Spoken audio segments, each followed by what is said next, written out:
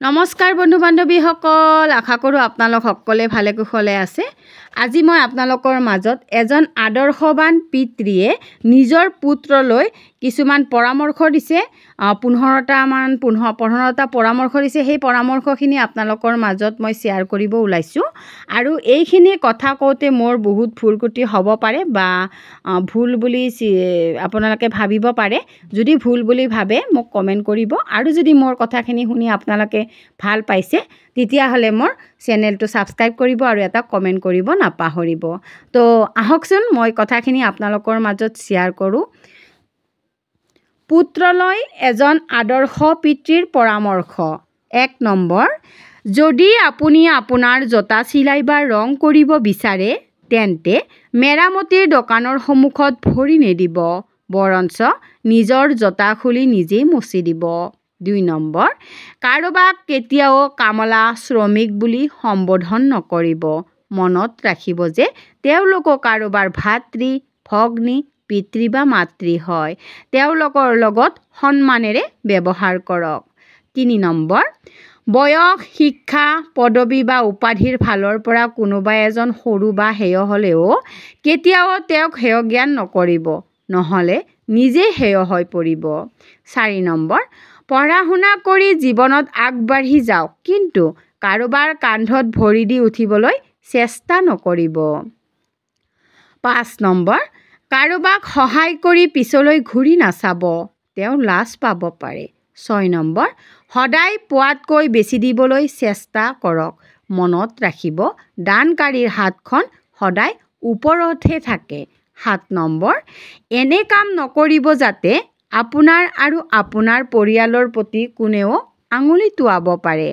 8 number, আপুনি ল'ৰা বা পুৰুষ হিচাপে জন্ম লৈছে, গতিকে নিজৰ দায়িত্বৰ পৰা আঁতৰি নাযাব। 9 নম্বৰ, আপোনাৰ কি আছে সেইটো আপোনাৰ শৰীৰৰ ওপৰত লিখা নাই, কিন্তু আপোনাৰ ব্যৱহাৰে আপোনাৰ পৰিয়ালৰ পৰিচয় বা উচ্চতা ক'ত আছে সেইটো দেখুৱাব। 10 নম্বৰ, কেতিয়াও মাতৃৰ কথা শুনি পত্নীক আৰু পত্নীৰ কথা শুনি মাতৃক বিচাৰৰ কাঠগড়াত থিয় নকৰাব। আপুনি কাকো নাকচ কৰিব নোৱাৰে। 11 নম্বৰ, আপোনাক কাৰোবাৰ ঘৰলৈ খাবলৈ নিমন্ত্ৰণ দি মাতিলে নিজৰ ঘৰতো দুমুঠি অন্ন খাব। কেৱল আন কাৰোবাৰ অন্নৰ ওপৰত নিৰ্ভৰ নকৰিব। 12 নম্বৰ, কাৰোবাৰ ঘৰতে তেওঁলোকে বনোৱা খাদ্যক সমালোচনা নকৰিব।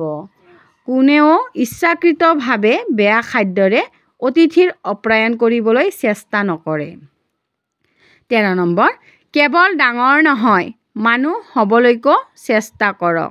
14 নম্বৰ, আপুনি নিজৰ মাক-দেউতাকক যিমান সন্মান কৰে শাহুৱেকক বা শহুৰেককো সিমানে সন্মান কৰক, আৰু তেওঁলোকৰ লগত এনেভাৱে ব্যৱহাৰ কৰক যাতে তেওঁলোকে নিজৰ ছোৱালীক আপোনাৰ ওচৰলৈ ঘৰলৈ পঠিয়াবলৈ আগ্ৰহী বা আনন্দিত অনুভৱ কৰে। 15 নম্বৰ, সদায় ভদ্ৰ আৰু নম্ৰভাৱে কথা বতৰা কওক, কিন্তু পিছে অন্যায়ৰ সৈতে আপোচ নকৰিব। তো বন্ধু বান্ধৱীসকল, আপোনালোকে মোৰ এই কথাখিনি শুনি কেনেকুৱানো পালে এবাৰ কমেণ্ট কৰিব নাপাহৰিব। আৰু যদি কিবা ভুল দেখা পাইছে বা মই এইখিনি কওঁতে যদি কিবা ভুল হৈছে তেতিয়াহ'লে প্লিজ আপোনালোকে মোক আঙুলিয়াই দিব, আৰু আপোনালোকে মোক লাইক কৰিব, কমেণ্ট কৰিব, শ্বেয়াৰ কৰিব আৰু চেনেলটো ছাবস্ক্ৰাইব কৰিব। তো আপোনালোকৰ এটা লাইক, কমেণ্ট আৰু শ্বেয়াৰে মোৰ মনোবল বঢ়ায় আৰু আগলৈ এনেকুৱা কথা দিয়াৰ কাৰণে উৎসাহ যোগায়। তো প্লিজ আপোনালোকে মোৰ চেনেলটো ছাবস্ক্ৰাইব কৰি দিব। তো আকৌ এটা নতুন এনেকুৱা কথা লৈ অহাৰ প্ৰতিশ্ৰুতিৰে আজিৰ এই কথোপকথনখিনি মই ইয়াতে সামৰণি মাৰিম। তো সকলোৱে ভালে কুশলে থাকক। নমস্কাৰ।